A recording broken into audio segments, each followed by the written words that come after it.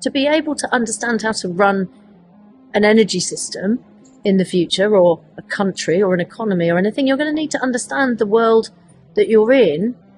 It's not like the old one. We've made it unstable, and now it's never going to be stable again.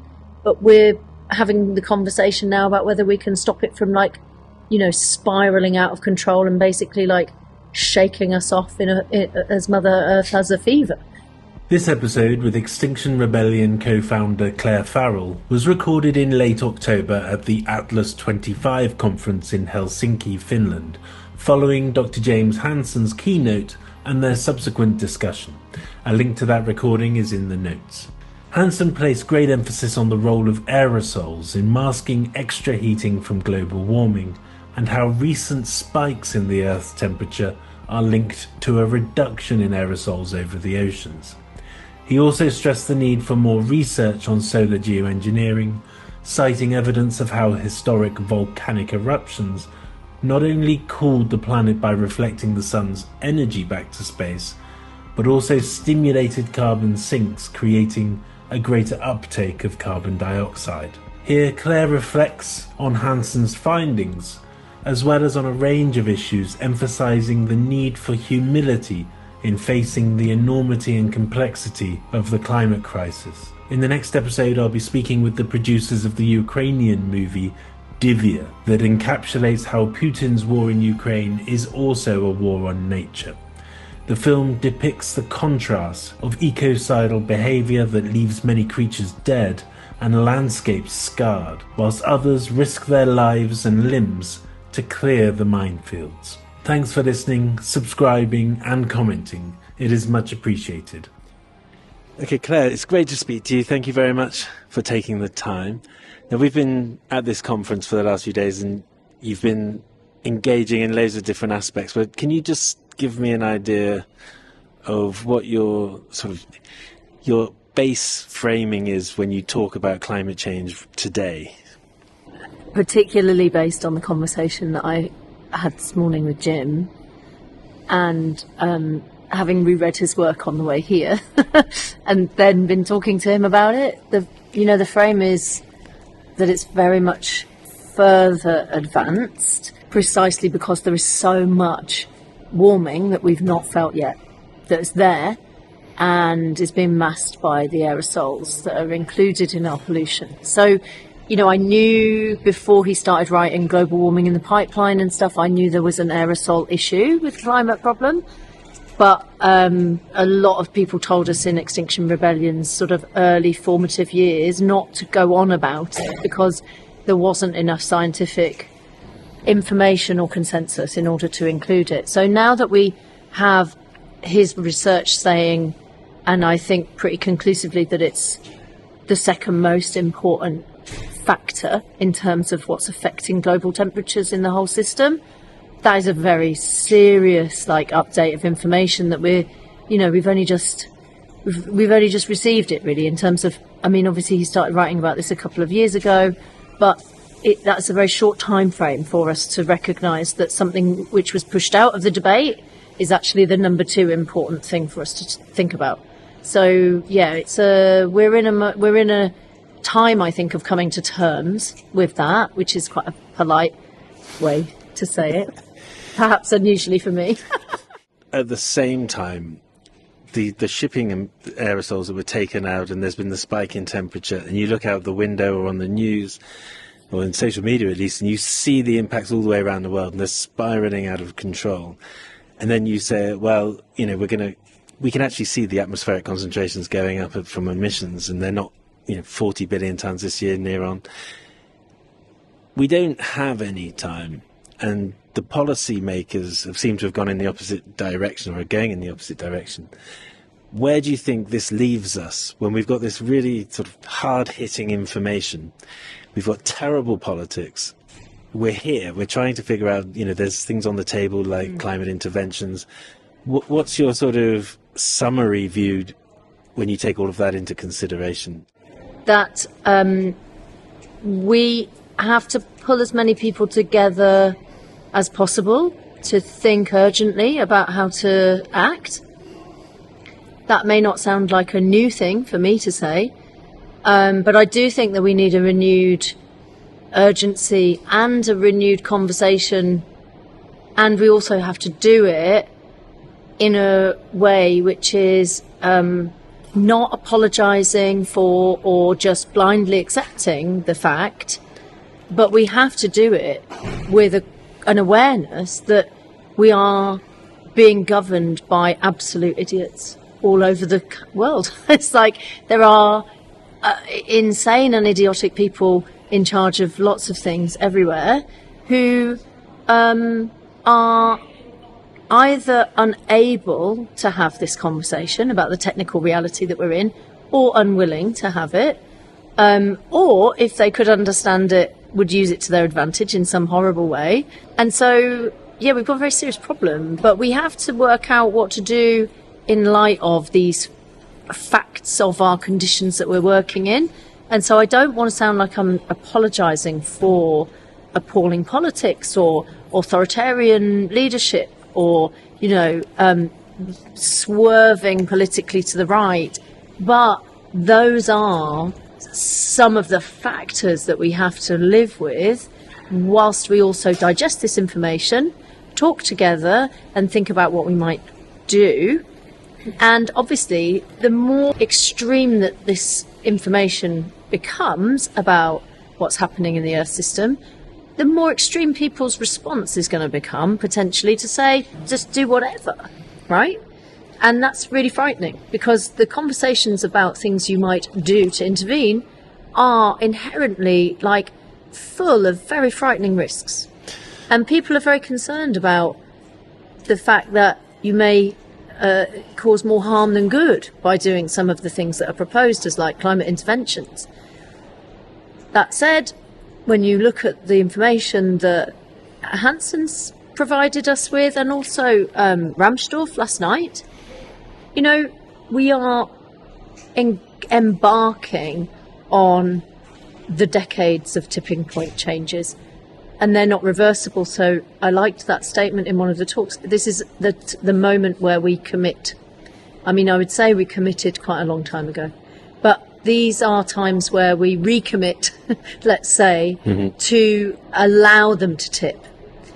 And the conversation about whether or not there's anything to be done to slow them down or stop them, I think is important. And I think it's very important not to count yourself out of those discussions, because what I can see is that there's already a big split in the climate space, and where people are making big political assumptions and judgments on individuals, particularly some of these young people who have been accused of all sorts of kind of spurious, you're leaning to the right, you're cozying up to capitalism, or, whatever. The questions of their morality, of their intentions and what's driving them. And all of this is, it's important to be critical, and it's important to accept criticism. But it's also important to stay talking together and not just get split apart. So I'm basically trying to take part in these conversations because I think it's really important. And I also know that lots of people are going to have them without me if I don't show up. So, yeah. Okay, so a couple of things in what you're saying. And one of them is about the moment we're in, the stresses we're in, the idiocy at the policy-making level, which is now profound. And yet the we aspect, the defining the we, and you've come from a social movement background. How do you readdress that we notion? How do you get back into bringing the we back together to start trying to confront this? Is it something that you're doing at the moment? Well, interestingly, I feel like I'm living in several different realities, because I'm trying to do work on grassroots democracy, which is, in the UK, I'm trying to look at how to work with people in the cost of living movement to build up popular, self-organised democratic work.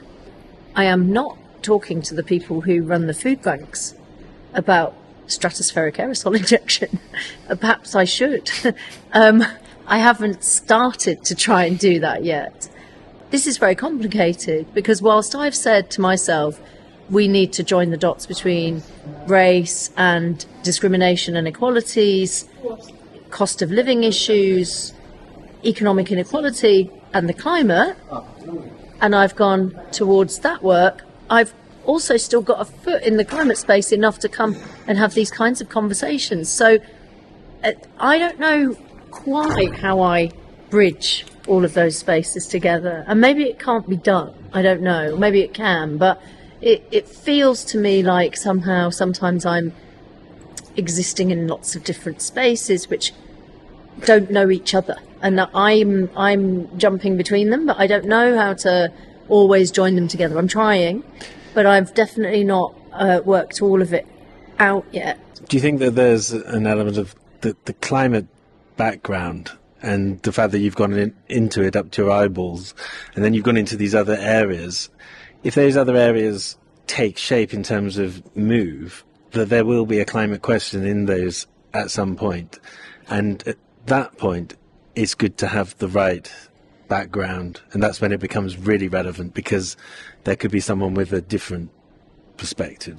Yeah, in that sense. I mean, I set out with a new kind of set of strategic considerations, I guess, like about 3 years ago.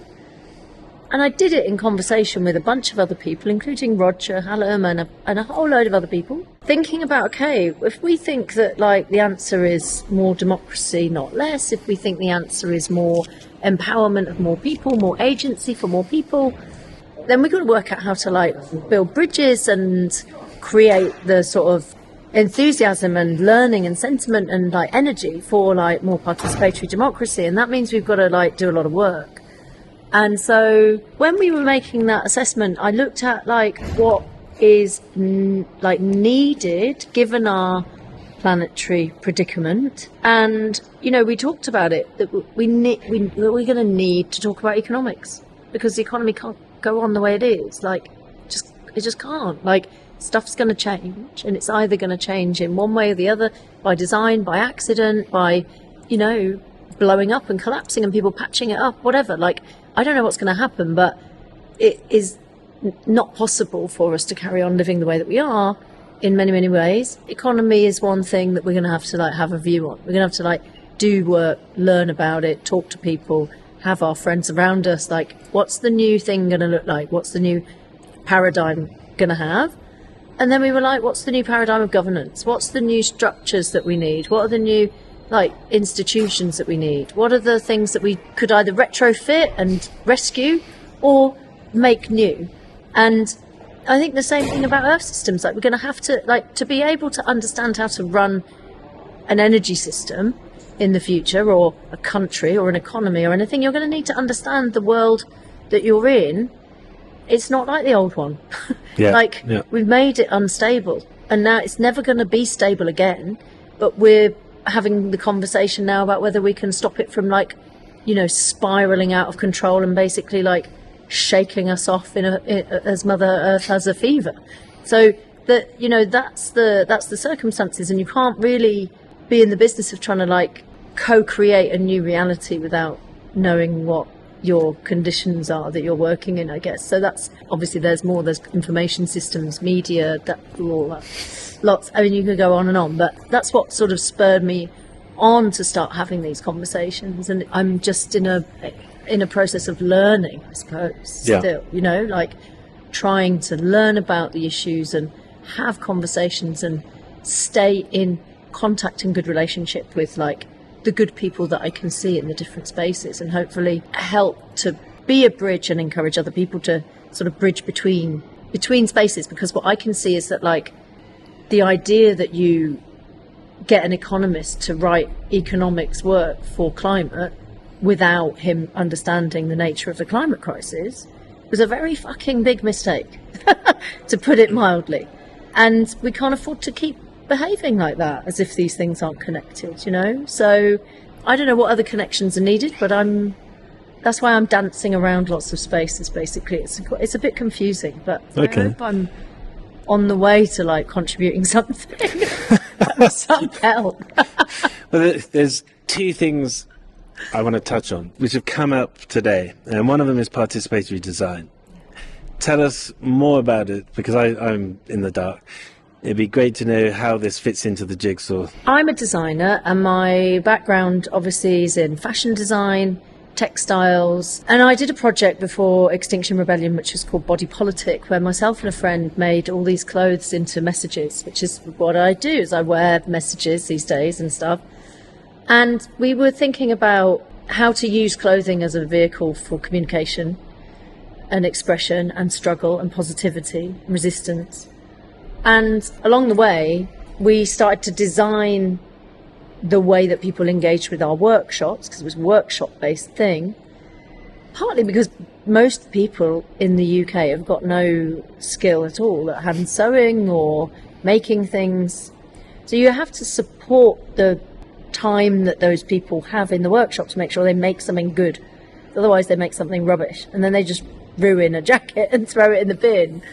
And for me, that was like one of the beginning points of me designing how people could participate well in a workshop where you do things to ease the amount of pressure that's on them to like know how to do a specialised thing that they don't know how to do, for example. I then fast forward a bit more, and I meet Roger, and I start doing these like campaigns with him before we launch Extinction Rebellion, which are all kind of iteratively testing out civil disobedience techniques and mobilisation techniques. And I found it really fascinating because I was like, oh, this is the same thing. This is like testing out different ways of saying, this is how we would arrange ourselves in a space. This is how we would like do the mobilisation. This is how we would treat people who get annoyed on the ground. This is how we come up with a plan for like angry drivers.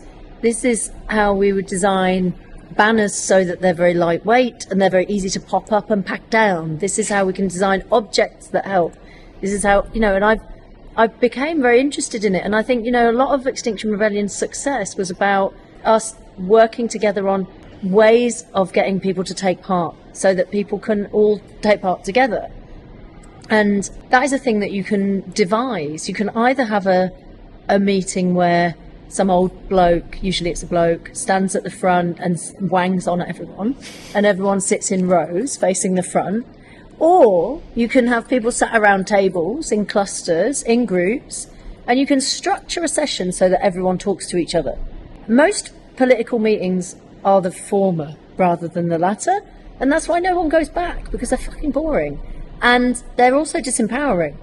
And so we were like, okay, so the empowering part of this is having a pathway to action, having an idea about what people can do together, and having a way of interacting in the meetings so that everyone gets heard, so that everyone takes part, so that people feel some sense of greater equality in a space.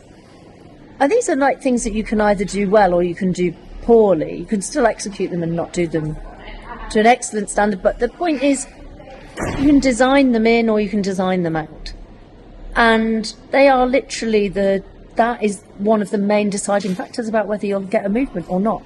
Okay. And so people think that the way you get a movement is a hashtag, or by doing shit on Facebook, or having some kind of magic that happens. A lot of people think it's magic. It's not. It's design, and it's labour, and it's like whether you've got a good database and a good system and a good process for knowing, that person, they were really interested but they didn't come back. Let someone give them a ring. Because they seemed good and interested, and why don't we check on them? And sometimes the person is like, yeah, sorry, I've had a family crisis. But sometimes they're like, oh, actually, I didn't really know what to do. You say, well, come back. We'll find you some shit to do. You have to know who's there and have the systems in place to be able to then say, well, this is how we're going to get people onboarded and involved. So it's so fundamental to being able to build popular power. Yeah, there's an element of caring in that. Yeah, and you have to, and people will criticise XR and other social movements for not burning people out, for not having good systems of care, for saying the things that you need to say about self-care or regenerative whatever, and then not being able to deliver on them. And the truth is, it's really hard. And I don't think we've got it perfect. But I do think that the social design of how you behave and how you work is so important to be able to either make it sustainable or not. And I'm just a student of that in lots of ways, The other thing that I became totally fascinated with is dialogic design. Like, you can design a way to have a conversation well, or you can design a way to have a conversation badly, or you can like not design it at all, which usually means if it's a difficult conversation, it goes badly. And there's plenty of people whose expertise is in therapeutic work who know perfectly well how you have a difficult conversation well. And there are things you can do that are not rocket science, and you can learn how to do them in order to have that conversation. And there are things that you can learn about de-escalation that helps you to like approach a person who is annoyed because you're being annoying, because you're having a protest, you're in the way. But there's ways that you can talk to that annoyed person which will either inflame them and they'll punch you in the face, or that will hopefully calm things down. And at some points in XR, I was approached by police officers to say, please, could you come and help us calm this situation down over here? Because when you sing, it takes all of the wind out of the sails of the furious person on the pavement.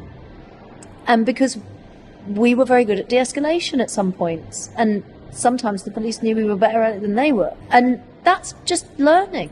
You just learn stuff, like techniques, how to do that stuff. And as a designer, I can pay attention to the way that we design stuff that's not just materials, but it's like non-material things. And and that's about also jumping from one discipline to the next. Because if I'm interested in how psychotherapists operate, as much as I'm interested in how the fashion industry operates, as much as I'm interested in like learning how think tanks work or learning how rhetoric works, then, you know, I'm starting to jump around these different like disciplines and go, all of this, to me anyway, I see as like, it's all like design learning that you can do. And in a way, some of the things you were talking about, this is something that's come up a couple of times today, and it's humility and how it kind of connects to the science, but it connects to spirituality. And these are sort of, I think they're very topical things generally in society at the moment, maybe for more absence than anything else. But can you talk a little bit about what was striking you earlier about humility in the context of where we are? And you know, you can't engage in these conversations without feeling like we've created circumstances where you have to admit that like human beings are quite fucking stupid. At the same time, you know, I eternally like believe in the central sort of tenet of all of our humanity being like love and being collaborative and being interested in justice, being interested in care, being interested in freedom. You know, there's a whole load of things which, depending where you are on the political space, you may look at them from a different direction, but they don't go away. And it's an extraordinary stupidness to the situation that we are in, and the people that are putting their foot on the accelerator more and more and more. You know, it's very frightening that we are allowing our collective fate to be affected, directed by these people and these behaviours and these systems. But that paradox of thinking that like human beings are at once like fundamentally fucking brilliant and at the same time terribly stupid is cause for a foundational place to begin from, which has to be quite humble, I think. And, you know, I guess that's another reason why I'm interested in these conversations, because there is the sense of urgency and, oh shit, it's worse, but it's always worse. It's worse every year, and it's always worse like than I think, right? Which is bad. It means it's really bad. but it's also like an eternal call for me to say, I don't know everything. And as much as I'm trying to understand all of this stuff, I'm still really limited, and I'm going to have like massive gaps. There's a lack of my ability as one person to be able to know everything, to be able to chart a course forwards where I recognise all the things that I need to know. Like, I'm just going to have to think about my work as work that I'm doing in a world where I absolutely don't know like 1,000% more than this amount of shit that I do know. And if I proceed like that, I might have a hope of behaving in a way which is helpful. But if I proceed in a way where I think that I've like somehow worked out the whole thing and I know what's the answer to everything, then I think I'm like leaning into a space which is where a lot of problematic behaviours can come from.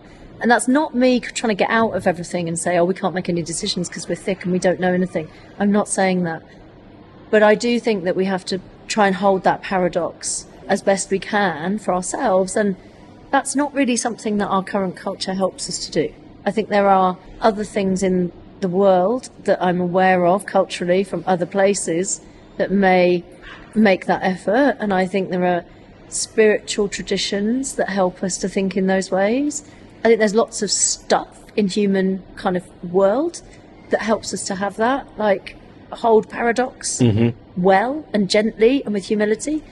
And that's, I feel, what we kind of urgently need, if anything, is like the response for ourselves and for our souls to be able to like hold ourselves through these considerations and these conversations, because it's not binary and it's not either or, and it's not either we're going to save ourselves or we're not. It's definitely somewhere, there's something somewhere in between it all, which is not good.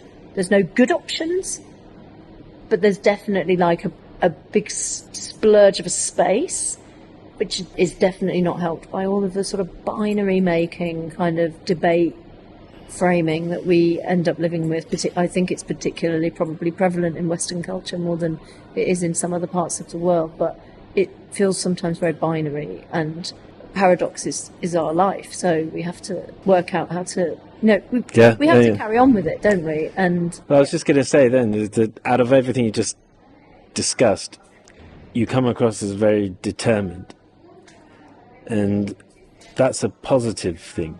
I'm not so interested in pessimism and optimism, but it's a very positive thing to be determined to try. And would you say that's accurate? Do you think that's how you feel about this? I am determined in lots of ways. I'm very determined to keep working hard. I'm very determined to learn, find that the best. Like, I mean, how wonderful to like learn all this stuff. By, the start of Extinction Rebellion was like the steepest, it wasn't even a curve. It's like a, that's a cool ascent. You can have a learning curve that is a fucking straight line. That's what it was. And, I'm so grateful for that, and that's what I'm determined for, is to carry on, sort of keep on showing up like that. But I think, the other thing I said this in an interview yesterday with this newspaper guy, that actually when I was 13, my mum died, and the line I've always used, that lots of my friends have heard me say many times, is that when your parents die, you're next. And in a way, although it created a lot of trauma, it was very difficult, it was very horrible, lots of problems, but, having that experience at such a young age, I think, encultured me into a state of determination to just survive how hard that was. And sometimes I think actually, really prepared me in a way that has made me capable of sort of staring into the abyss in a way which is very difficult and not. And I think a lot of people who didn't have an experience that has helped them to be able to do that probably find it much harder to stay staring into it and into it and into it and into it. And I don't think that you keep working as hard as you need to if you don't keep looking at it. You can take your eye off the research and think, well, I'd like a break now, so I'll go and make some dresses or something like that. And it kind of sounds nice, but it's not.